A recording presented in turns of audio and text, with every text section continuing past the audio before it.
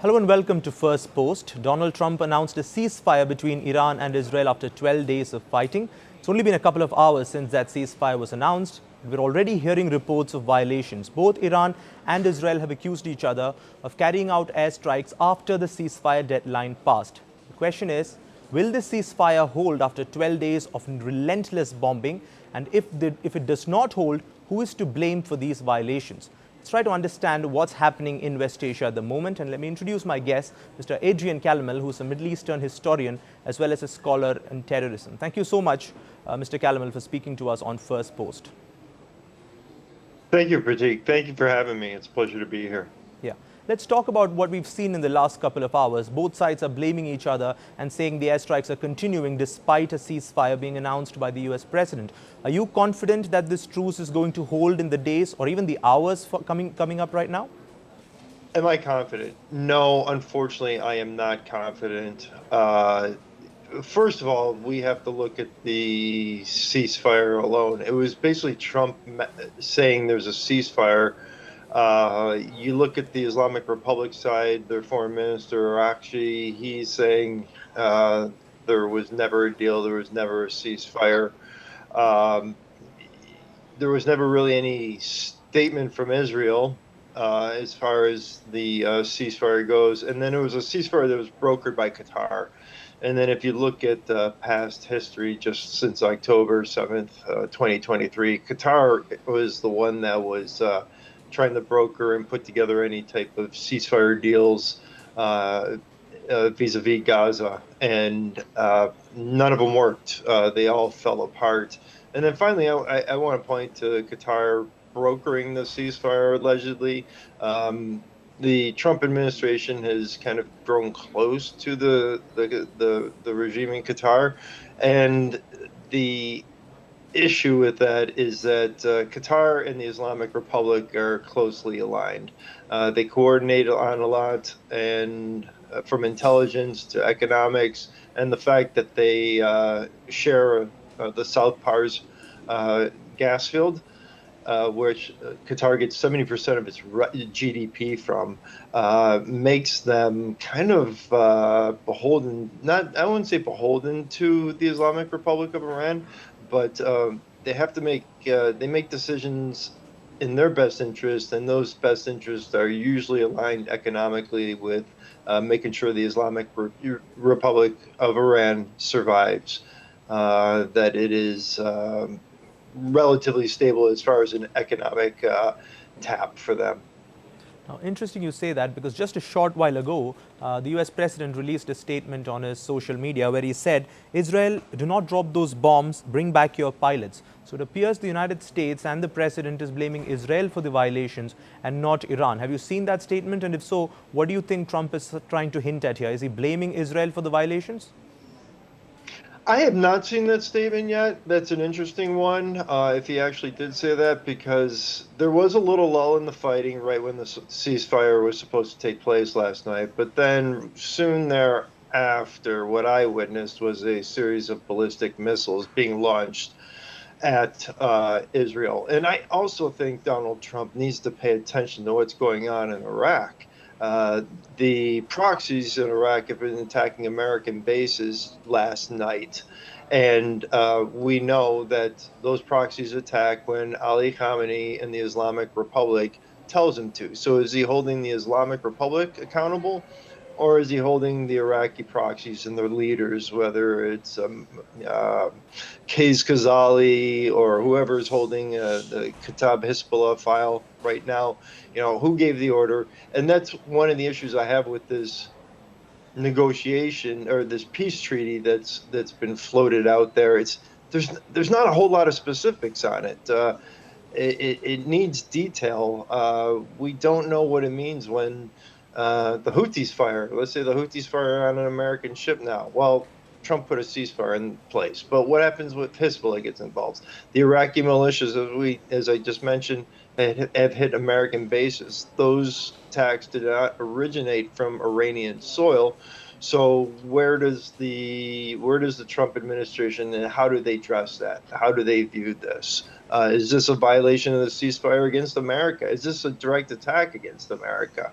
I think things would change and drastically change if there's an American injured uh, during these attacks. Now, we have seen that the US announced this ceasefire, but you certainly have questions about the fact that Qatar mediated it, and therefore what that means for both sides upholding it. But assuming this ceasefire does hold, and we see these alleged violations die down in the coming hours, who would you say is the happier side here after 12 days of fighting? Would it be Israel or the Iranians?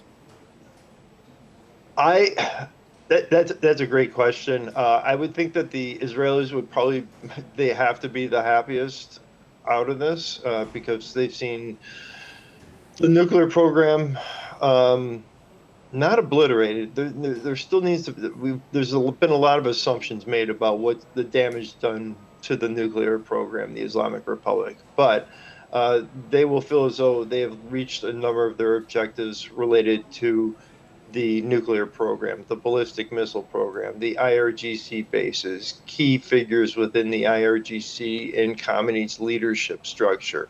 So air defenses. So they will feel as though they have accomplished a number of their goals.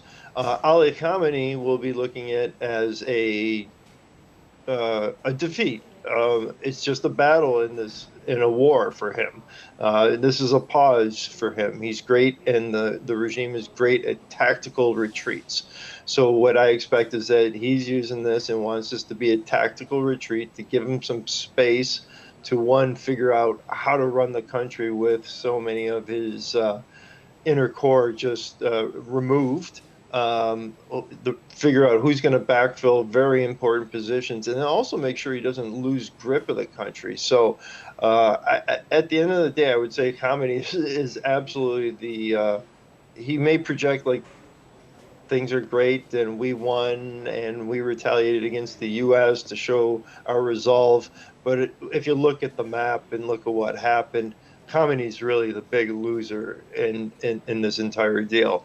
But that doesn't mean to say that he won't at some point try and rebuild what he has and help rebuild the proxies, help rebuild Hezbollah, which has been decimated, continue to work with the Houthis, etc. So Khamenei's he's the loser, but he's not defeated.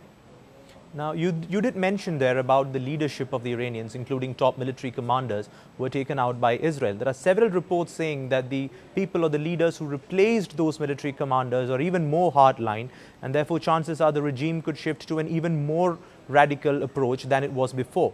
If that is the case, and if those reports are borne out to be true, wouldn't you say a ceasefire right now, or the entire Israeli operation and its goals, sort of became counterproductive in hindsight?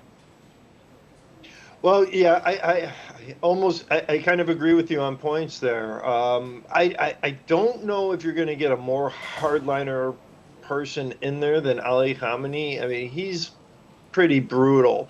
The Moshtaba, his son, is just as bad, and many people think that he is really the successor, even though Khamenei named three other clerics as possible successors. So that most Khamenei's very old, and there were rumors circulating last night that he was possibly killed. But what comes in behind him is going to be more of the same. It's been handpicked by him, unless there's some real internal struggle within the Islamic Republic that pushes someone that would be even more radical to the front. But at this point, it really is hard to say who is. If we look at President Raisi, who was killed in the helicopter crash that crashed on his way back from Turkey, if we look at him, for example, he was really the heir apparent, and he really was the true face of the Islamic Republic, and really just as radical as Khamenei. So I don't think you can really ratchet it up on the radical part.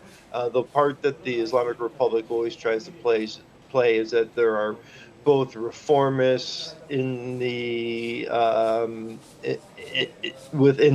in the establishment. There are reformists and the I would say the not the soft liners, but the inverse of the hardliners, the individuals that want to work with the West. But this has been a narrative that they continue to use to play off against the West and bring us to the negotiating table. And the key position is always, as you rightly stated, is the supreme leader. He is the key person to be looking at, and whoever holds that position.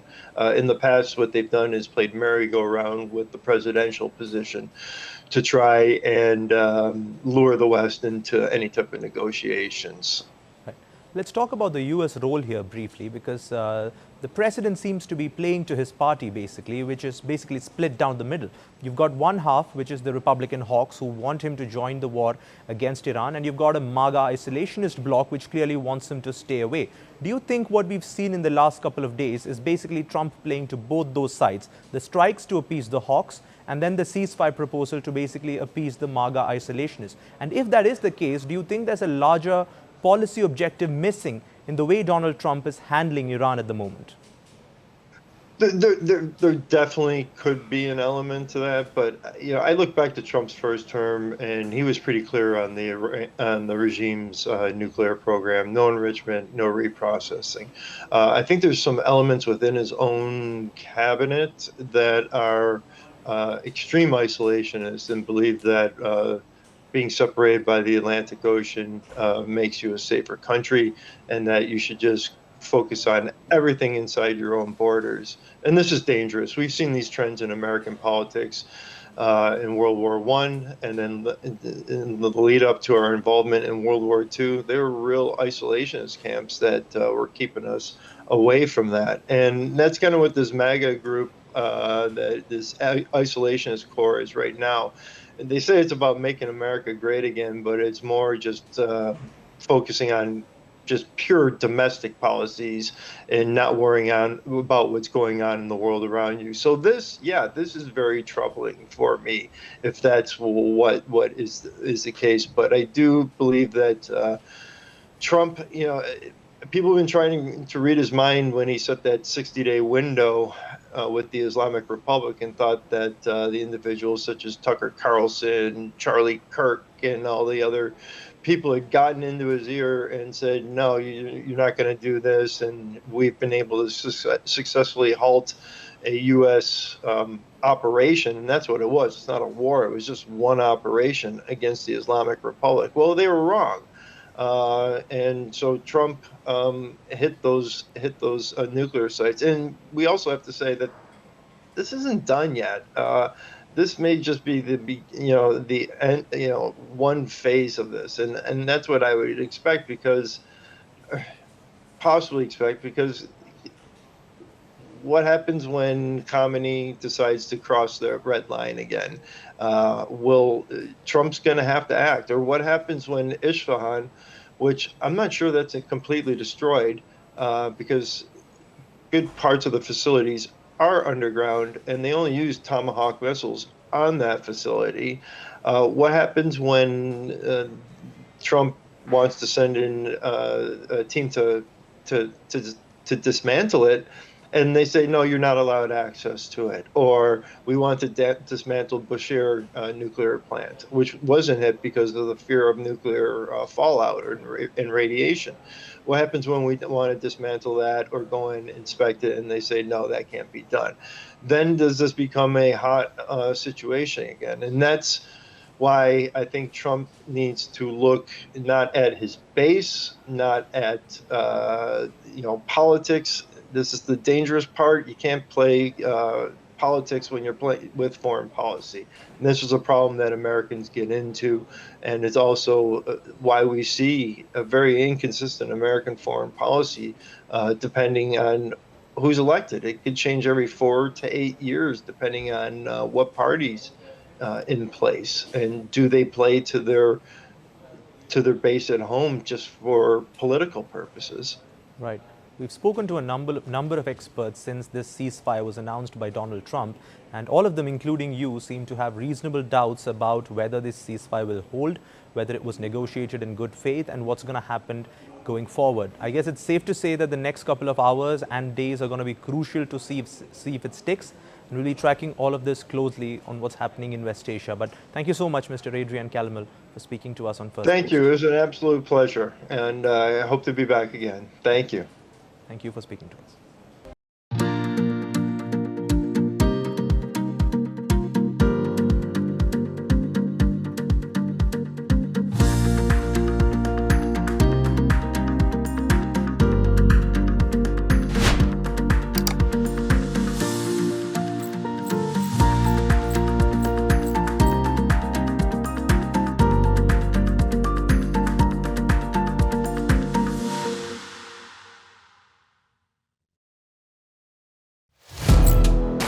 First Post now available in 9 languages on YouTube. English, Stands at $36 trillion. French, Le FMI, comme German, Geschäftsführenden Direktor, Hindi, $30 trillion ka karj ho. Indonesian, Pemerintah tanpa pemeriksaan. Italian, Sekali radikali. Japanese, 4 兆ドル以上も Portuguese, por causa do próprio balanço patrimonial. Spanish. Beautiful bill. Go to Settings, click on Audio Track and select a language of your choice. Be the first to know what's happening around you in your first language. First Post.